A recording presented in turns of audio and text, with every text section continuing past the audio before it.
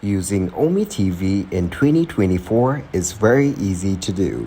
Today I'm gonna show you how to do it. First of all, familiarize yourself with OmeTV's updated terms of service, community guidelines, and policies. Now abide by the rules to ensure a positive experience for yourself and others. After that, treat other users with respect and kindness and avoid engaging in any form of harassment, bullying, or offensive behavior. Now remember that there are real people on the other side of the conversation. After that, check and adjust your privacy setting based on your comfort level.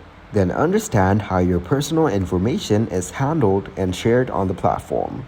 If you encounter inappropriate content or behavior, use the platform's reporting features. Now, reporting helps maintain a safer community environment. Be cautious about sharing personal information such as your phone name, address, or other sensitive details. Now keep conversations within the boundary of safety. After that, if the platform is intended for general audiences, refrain from sharing or engaging in adult content.